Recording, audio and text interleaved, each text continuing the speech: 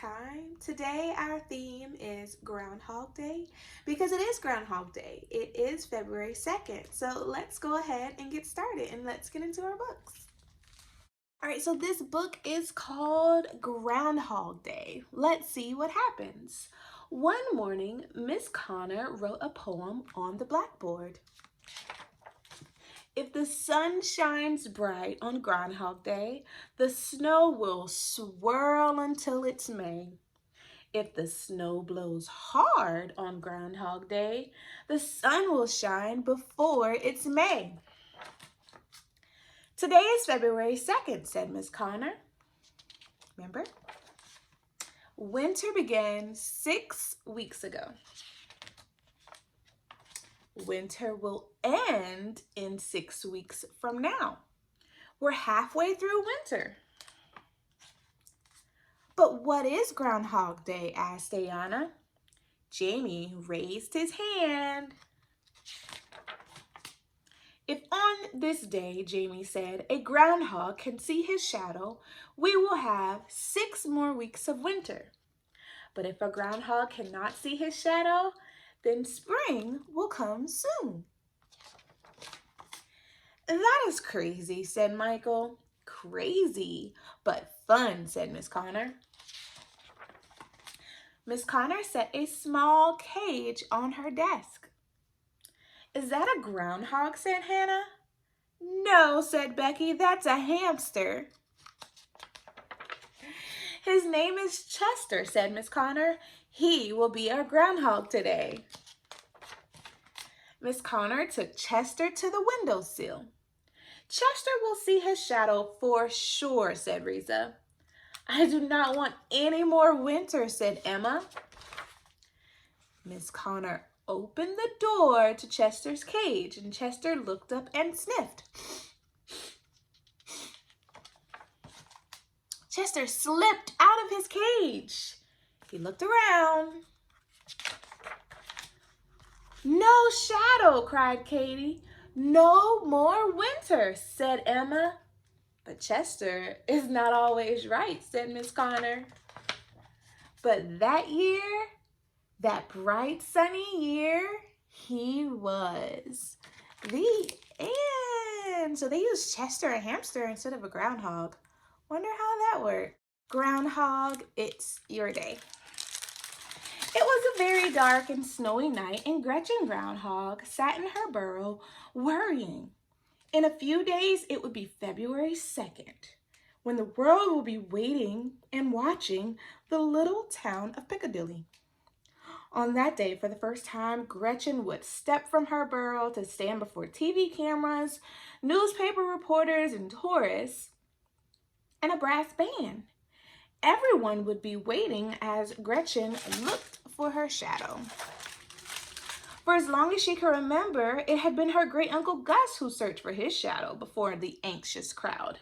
If he saw it, there would be a roar of disappointment, for this meant winter would last 6 more dreary weeks. The band would play a slow, sad music, and Gus would trudge back into his burrow. If there was no shadow, the band would play a lively tune and everyone would hug and cheer because spring was around the corner. But now, Great-Uncle Gus was too old. It was up to Gretchen, his only relative, to carry on. I can't do it, Gretchen told her uncle. I'm just too shy. I can't stand there with everyone looking at me. You can do it, said Great-Uncle Gus. The first time is always the hardest. But Gretchen knew she could not go out. Gretchen's not going out! The news flashed through Piccadilly. Oh, what will we do? The town folks asked each other. On January 30th, there was a story about Gretchen on the front page of the newspaper. Piccadilly puzzled, the headline said. The story continued. There has always been a Groundhog Day in Piccadilly, but this year it seems like Gretchen Groundhog will not go out. How will we plan if we do not know when winter will end? The townsfolk stopped Gretchen on the street. They peppered her with questions. Should we buy more salt to put on the icy roads? Asked the mayor. A father asked, Shall I chop more wood for my family? When can the bear stop hibernating? Asked the little boy. Please, everyone begged. Please, dear Gretchen, go out on Groundhog Day. Tell us when winter will end. But Gretchen only shook her head. On January 31st, it's getting closer, Gretchen lit a fire, but it didn't help her mood. All day long, the doorbell rang, the phone rang, email erupted, urgent letters plopped through the mail slot, and Gretchen felt terrible. It seemed like the longest day of her life. On February 1st, the town was in an uproar. Tourists filled the motels, and in front of Gretchen's burrow, carpenters were building wooden stands for the crowd. The TV crews had arrived, and the band was practicing with squawky sounds. Groundhog Day was only hours away. Piccadilly panicked, read the Post. Soon the eyes of the world will be upon us. What will happen if Gretchen does not go out? Knock, knock, knock. 3 townsfolk were waiting when Gretchen opened the door. You must try, Gretchen, said the town historian. There has always been a Groundhog Day in Piccadilly. Do, Gretchen. I'll stand beside you, said the chief of police. I'll make you famous, said the editor of the Post. But Gretchen only shook her head. All afternoon, all evening, visitors came.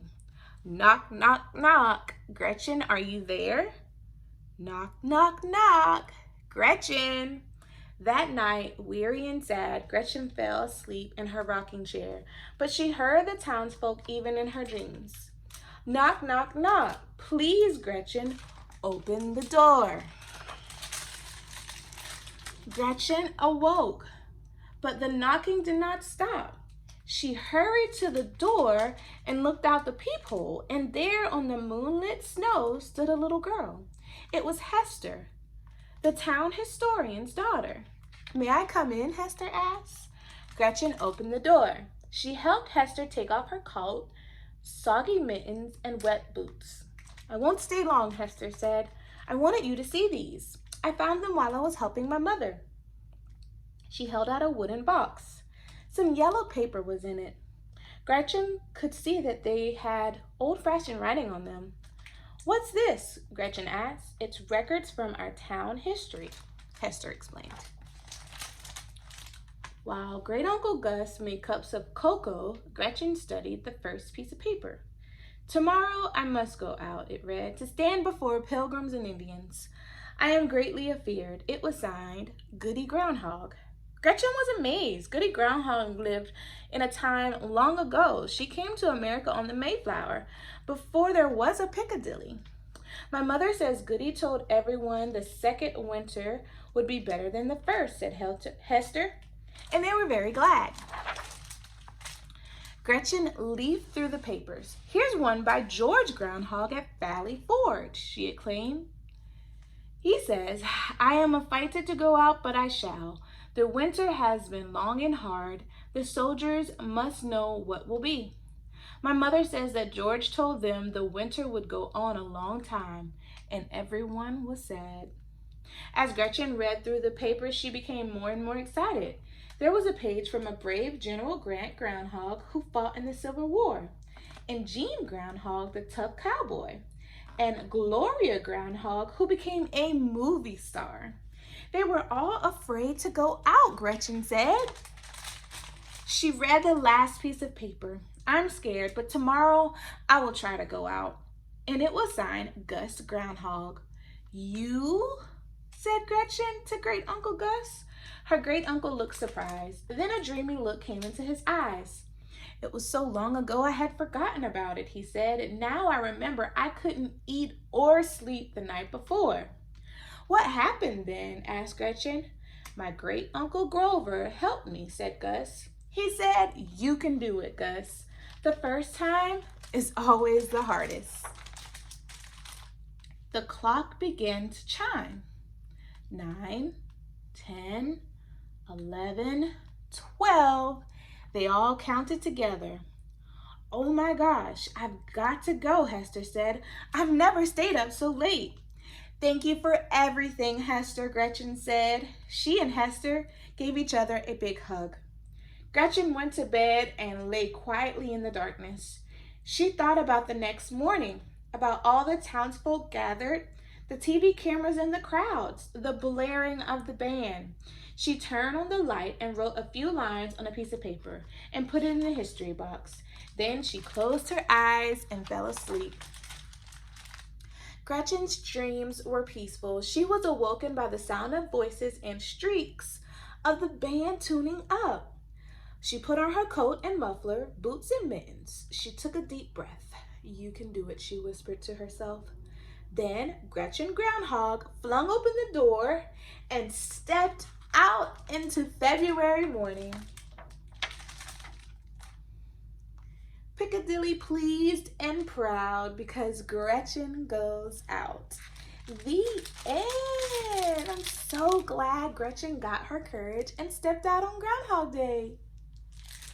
All right, guys, I really enjoyed that book. I hope you'll stick around and tune in next week for another Tuesday story time. Have a great rest of your day.